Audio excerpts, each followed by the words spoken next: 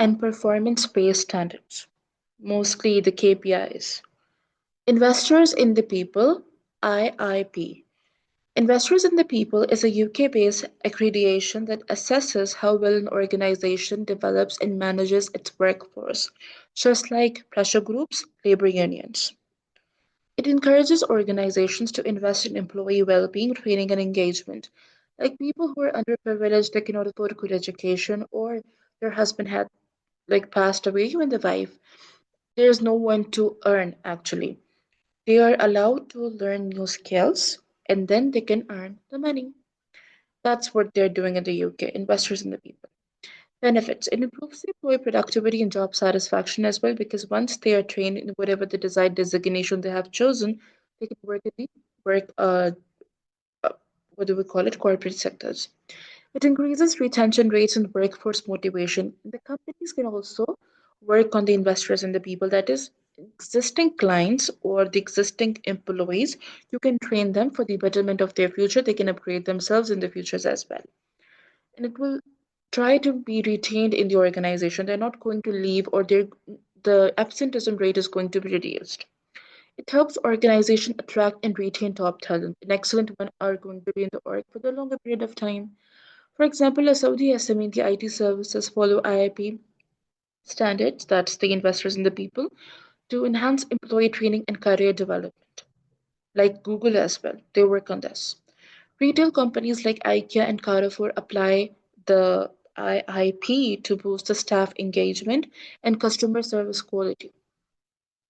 So they're actually using it, and the staff is happy, and legit the consumers too. Then comes part C, AB, now C, internal quality standards and benchmarking. First of all, internal quality standards, again, whatever the standard has been set in the organization, and benchmark is uniqueness, to be innovative. Internal quality standards. Internal quality standards are company specific policies that procedures set by an organization to ensure consistency and excellence in products and services. That is to be remarkably excellent in each and every aspect as an organization, whether it's a product or a service. Purpose, it helps maintain operational efficiency, that is the daily activities going on in compliance with industry requirements, whatever the laws are required. Benefits, customizable to the company's specific needs and goals. We all follow the rules and regulations, right? Even the structures too of the organization, leadership styles too, but it can be very according to consumers, company, entrepreneurs. Ensures product and service consistency across different branches as well. That is, um, in Saudi, the system is going to be different. In Pakistan, the system can be different, and so on. Promotes accountability and standard operating procedures, SOPs, that is the set standard followed by each and every candidate, workers, and the whoever employees are. Like in the COVID-19, it was a set SOP that we need to wear the mask, keep a 6 feet distance, and everything.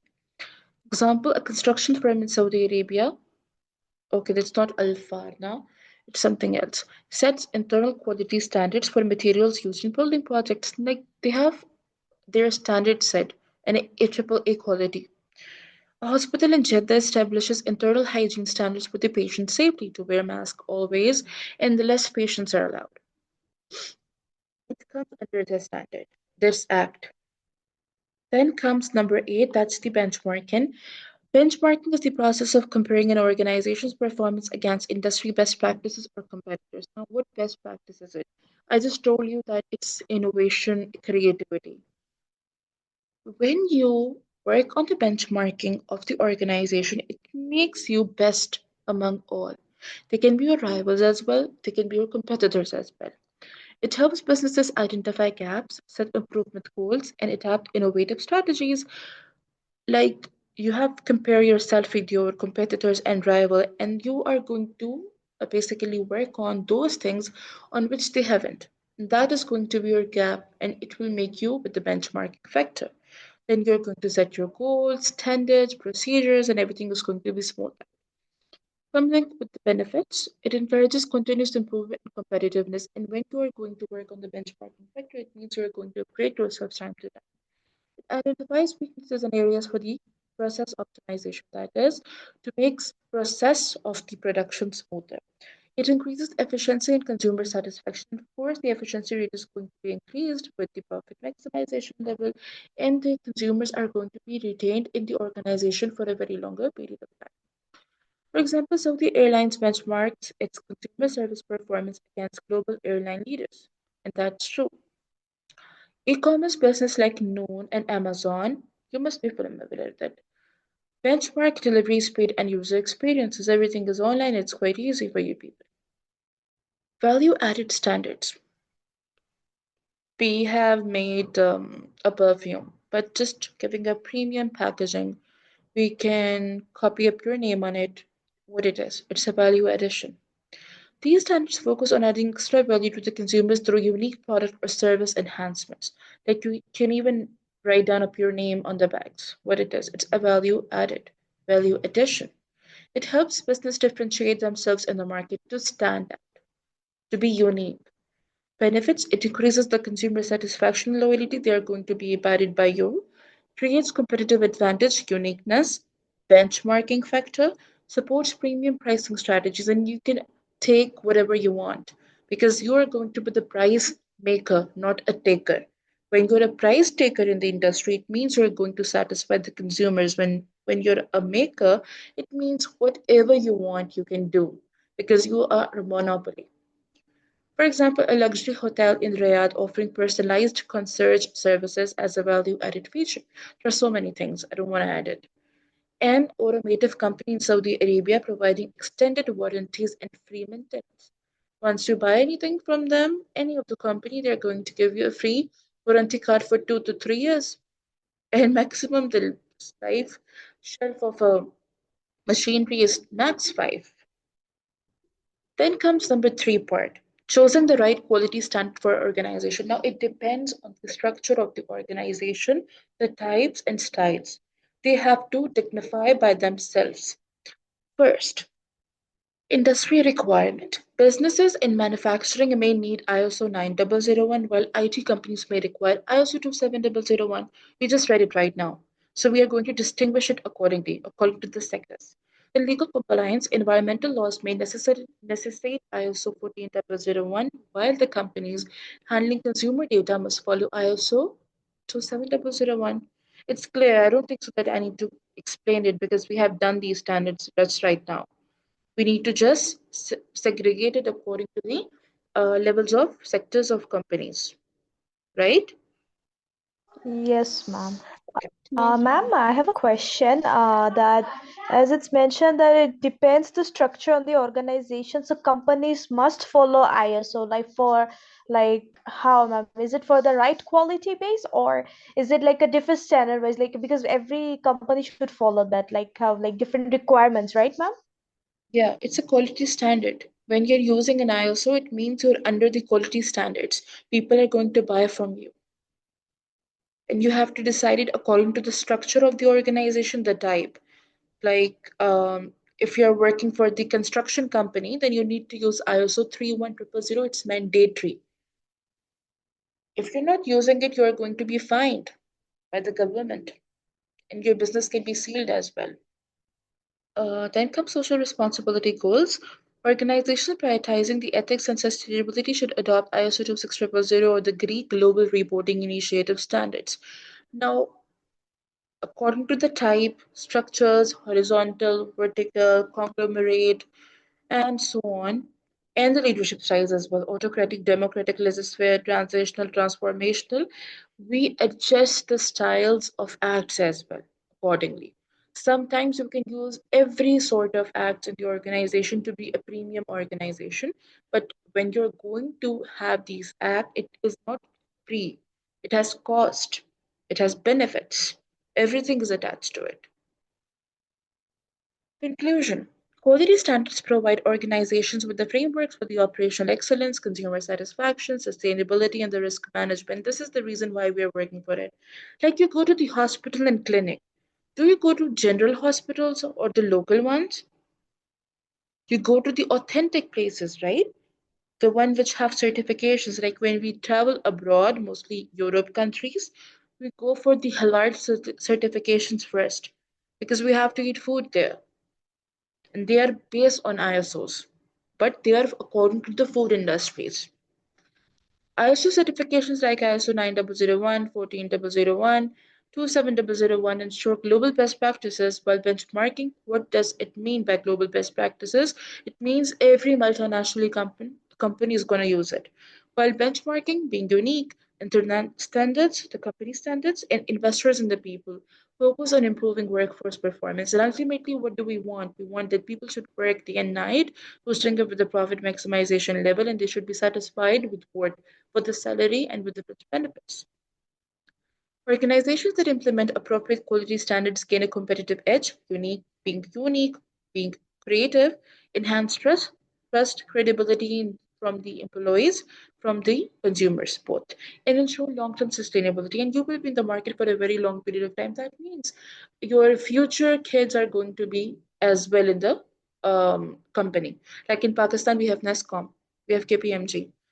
If your father is working there, definitely you're going to be there. What it is, it's a sustainability factor going on. Real life example, Al Maraya implementing quality standards in Saudi Arabia, and this is a small medium enterprise. Al Maraya, one of the largest dairy and food production companies in the Middle East, is headquartered in Saudi Ma'am, Arabia. it's a small medium enterprise, but one of the famous brand ever in the world, Yeah, it is as it's the most famous in the dairy, Middle the East. best, ma'am. They Yes, provide the best in the best Middle East. Yes. cream cheese, everything there, croissants from the United Arab Emirates as well, from Saudi as well. Any mart. Then there is another company as well, just like Al Marai. Just picking up the name. Like Nadek, Nadik. Nadek, we have then Asafi. I don't know about that. Al Marai Nadik, yes. Asaf is also there too. Alma and Nadik, these two are quite famous. Yeah. Yeah. So you people can select this organization for your work as well. Like you can find good chunk of data from the internet. The company is known for maintaining high quality standards to ensure food safety, sustainability, and consumer satisfaction because all the regulations are now going to be according to the food sector. With that, they work on the prolongedness of their firm and satisfying the consumers. Okay. How Almara uses quality standards for the organizational success. ISO 9001, this is used by them, that is the quality management system. Almarai follows ISO 9001 to ensure consistency in milk production, packaging, and supply chain management because they're mostly into the cheese, cream cheese, puck, and everything. That is why they have to be consistent with the milk. It maintains high quality dairy products through strict hygiene and production control. It reduces waste and inefficiencies in the supply chain. Now, what are the main factors they're working on? First, high quality dairy products being remarkable, waste and inefficiency, less wastage, and working on more effective products. Consumer satisfaction, and it has a big chunk of loyal consumers. ISO 14001 EMS, the company adopted to the ISO 14001 to minimize its environmental footprint as well, because obviously they're working on the different grounds and levels. There are different firms attached to it. That is why they need to work on the less carbon emission factor. How they're doing it. Reduce water and energy consumption across dairy farms. A good thing, mostly relying on the solar systems, lowered carbon emission through the use of renewable energy sources in the processing plants because they're producing less monoxide now. Eco-friendly packaging, definitely. To reduce the plastic, they are using the bottles of plastic and what do we call that, glass. ISO 27001, Almarai implemented this act to protect the consumer and financial data. That is, the data should not be breached out way too easily. It strengthened the cybersecurity factor, obviously, then securing online transactions, the banking sectors, and everything in different apps which we use.